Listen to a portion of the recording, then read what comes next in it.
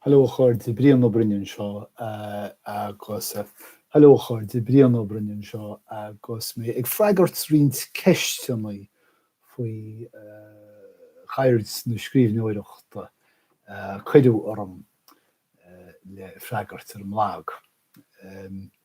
Mar is sultaíh béidir mis scríomh an leabhar eachtraíochta an eachtra ar Oileán Rún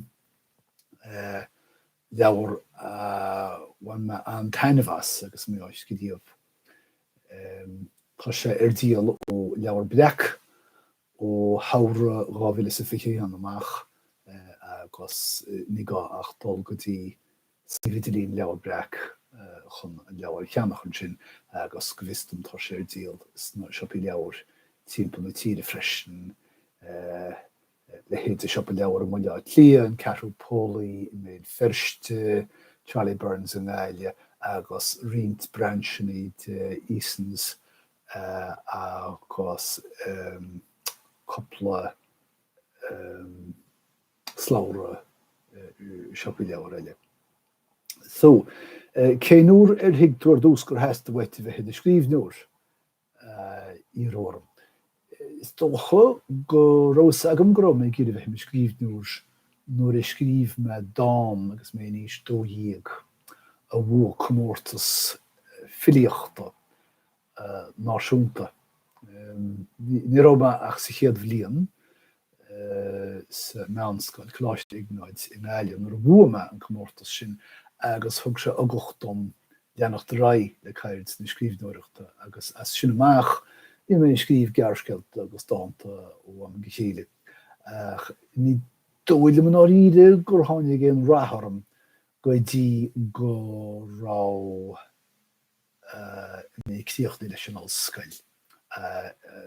Agus, well, mí nóir me céim fá ach dearan de scríbneoir a bit tá gíre scríbneoir a dhéanana go be an taithí is tábhachtaí dearan, mar gan ábhar le scríb faoi is deacair in rud a scríomh. Cén staid ag a bhfuil tú de eiste mar scríbneoir agus bhfuil tú sásta a bheith ag a staid seo. Céis deacair. Tá me féidir le marrá le bhealach. Tá me ceappa go mé le bhealach i má choras scríbneoireachta. Thosa mé amach scríb dáanta agus gearceilt a bega agus hála go raibh sé gceiste go riamh leabhar éigean i scríomh agus ba leabhar acadúil a scríomh méid in cheadúis leabhar faoi thugáil páistí trí Gaeilge agus mar a hiiceá bhí me tógáil mo chud má fáistí féin trí Gaeilge gan agus bhí mé géad a taidí an na faoi agus dul i deagháil a tuismóirí eile a bhí tógáil páistí Gaeilge fechint cúirta bhí le rá acu. Ach ba dhé hála nuair a bhain má fáistí féin na blianta déagacha amach. Go raibh mé géireach amach ábhar léithóireachta acu agus gur beg leabhar a bhí ar fáil i gcomparáid le béarla agus dúpan in féin bhfuil seo é an teachtarach don na fleis don an pín. Agus mar bhí mé óg cha mé tamil fada ag léamh scéalta eachtraíochta le héadíine bleitin Billy Bunter agus le héad. Agus is dóch grúsa ag mína leabhar sin mar bhúma. Agus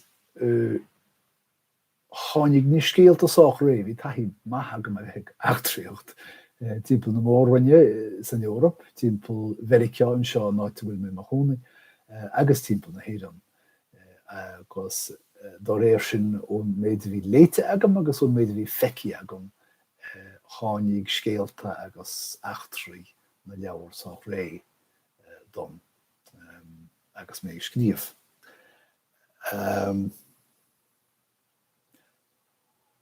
Tá sé gceiste agam leanúcht a rá mar scríbneoir do fáistí in áíire sé tá gceiste agam ná sreith leabhar a scríomh leis na charachtar seo Mac Dara agus Ána agus iad a gachtrich timp na hían ba gach achtra fitte fóit isteach is dair agus cultúr áit áidethe in éidir. Tá trí leabhar scríofa agams tre hena féin agus covis chuir a chiocas astab. Tá cean bháin site idir bhile lia agus lochtéar gert sin an cean na tháinig amach in Líonna. Tá cean eile site in Gaeilge agus cean eile site i Bord Láirge agus covis cumáid an chéad achtra eile. An nnéarrá bhfuil tú faoi cean chur a géin scríbneoir faoi le. Toch bhfuil.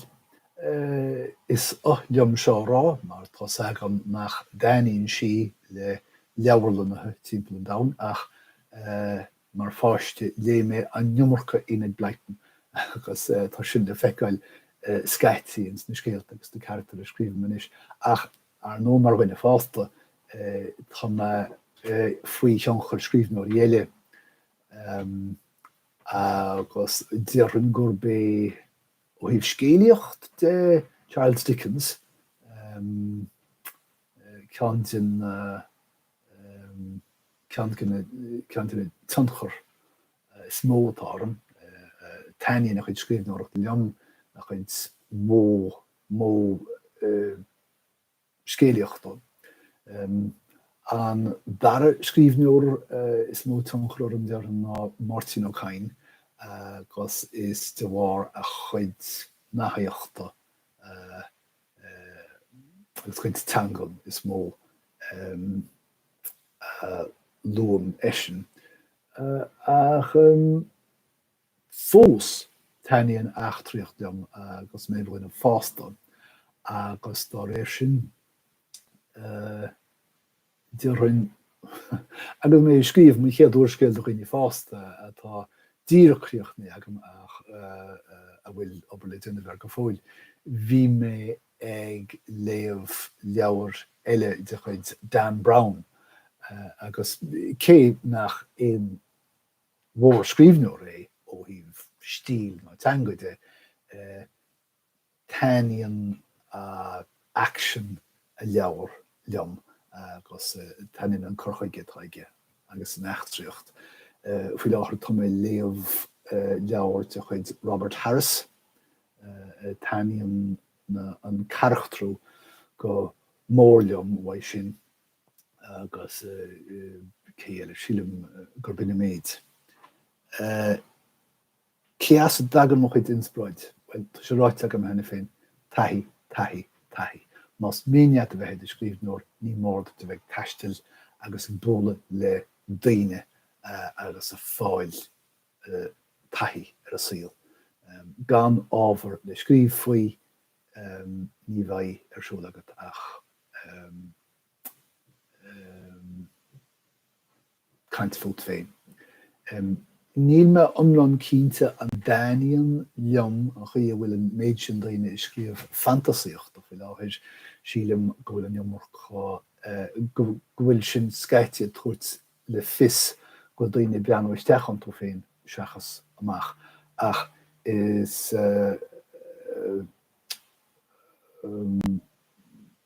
taíonn fantasíocht go mór so ní chearta aine bheith beanúir sin mar cháine is sé Tolkien ceantain is scríbneoir dearann is bhót an chorm agus mé dhéagóid agus taíonn sé liom go fóil. Dá me envy mé cén envy. Bhí mé macht nó faoi cheist seo.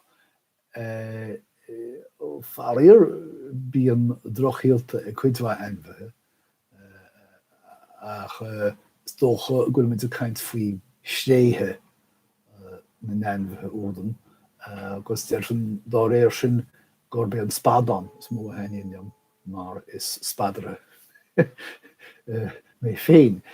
Chuirim gachradar i mé rádan mar a séidir liom agus is fear liom a bheith go mo chuid té agus ag léamh leabhar nó léamh nuachtain seachas a bheith obair siar obair an tá mar fad.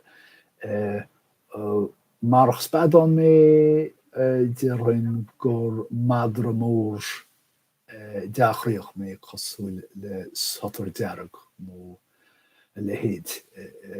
Tá madramór agin féin te teilech agus feikim cho lán sprí agus cho lán chríoch agus toshi sívanium sin mar sé An dhéanam mé mór an taide do mo chuid leabhar. Díanam fiú agus na háitaí feici agam, téime an taide faoi stair na náite na stair na bobbal antó agus déanam éirecht nar bhí me scríomh stair cheantar cheangal isteachchan sa scéal. Agus dá réir sin bhím féine fólam agus mé scríomh. Agus tásúla gom go bhína léthirí fólam. Ní me ag ránis gur leabhar idircha sóla iad fiú agus é sin ráite fan sé leabhar spríúla iad ach tá me i ggéire go meach imir den írinne an top agus chun an írinne sin a chuir trasna caithetáide dhéanam. Céird bhfuil mé gobid faoi láthir, tá mar dearm díreach críocht na leabhar eachtraíochta ní féidir le mór an rá faoi go dtí go mbeidh sé i gló ach tá sé site i dtír chanail. Bí an dónmharú a gceist, dónmharú soch foilteach agus ní mór do ghár do bháin dul in an taide faoi. Agus feice muid gas cadíochas as sin. Mar a éiciún sibh tá daoine teachtagus géimeachtaí 14 agus sin síl an scríbhneoire ar nó stras agus foiineh an tá mar fad tá muid i teistil, mar bhíon muid i teistil i gcónaí agus tá muid díreach ar tí dul ar Eitleán. Agus dá réir sin. Níos mó taithí ach níos mó stras sa maile. An bhfuilchain an scríbhneoireacht mar gharm do bhaoine óga cínta bhfuilchain ach tíorthain leo go háire má tá siad ag scríomh meánteanga go meach rodéile arsúlach go freisin. Is íhanneam sa bheith scríomh, is íhanneam mar olah olscaile an tám saoir a bheith haga mar an tairí a bheith scríomh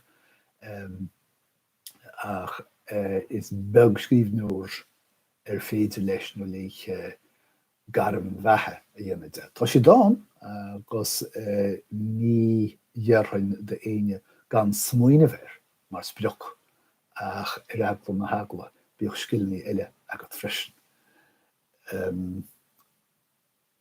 Bhearlam bheith man pín go luair maidin nó déanach sunnaiche i rihan lé freigra ifir a trí ar nó ach tuige mi cheist. De más rudé go bhfuil post lé agat ar bhearla a bheith gaide go lua agus I scríbhneoireachta an sin nó fannacht go dtí go mbeidh gachéine I mé leaba agus I scríbhneoireachta an sin. Deacair chun rá céachú a bhearlam nuair bhí mé óg níor heitin maidin a chuil leamanéachar idir an dálín tá airtá goorm agus is éhan mairí go lua agus is minic mé gobir go séachlog. Má tá an compórtach, má tá an dhríon airithe, má tá an aimse go deas níl am níos fearr sa lá ná maidinnachan agus dá réir sin is dócha an maidim. Tá hóna bí me gcónaí breúil le cáirtúil nó le muintir nó le obair bhaile de haiséige nó saoiséile. An bhfuil saothar litríochta na Gaeilge ag fásamh dar lean tá cínte. Má léon tú na leabhar fáil siú tar réis na heibheochana nearan na hiú hís déaga agus tús an fiú hís. Bhí siad go maith ach beléir nach rá taithí scríbhneoireachta ná taithí léthóireachta Gaeilge ag na scríbnóirí sin in éachar. Agus dá réir sin fiú agus siad ag brise múnlaí scaite níor hiag sin scéalaíocht, scatí níor hiag sin scéalaíocht, nó níor hiag siad chunas scéile insiid chun an léthóir a chuineáil. Idir an dálín tá scríbnóirí tá chu a bhfuil taithí farsing acu ar scríbnóireacht ní bhain an bhéarla ach teanga chuí mórthanga chuí eile agus dréidir chéile feicimid scríbnóirí well lá na fichiúhíise Martin O'Kane mar hampla deir na fichiúhíise Liam McColl agus le héad Brendan O'Hehir, Alan Titley, Sean O'Riordan ar nó agus nuair smuoíonn tú scríbnóirí mar sin tuigeann tú go bhfuil síl na scríbnóireachta i Gaeilge fésaí go mór. Ar nó ní féidir an dearmad a dhéanamh ar mhaid amach a trí nó an nírónail agus muinte caint ar leabhar do fáistí Anna Hosaf Áine ní Linn agus scríbnóirí eile den rééis seo a bhfuil sárabradianta achab. Idir an dálín tá dahan scríbnóireachta agus dahan léthóireachta agan in sa Gaeilge atá cho sophistiiciúil, cho má, cho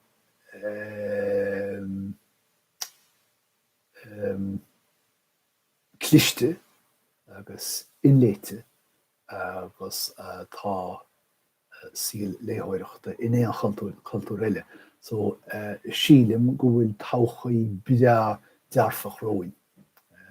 So a cháirde chumpín agus foghi mé an tagal of mar sin.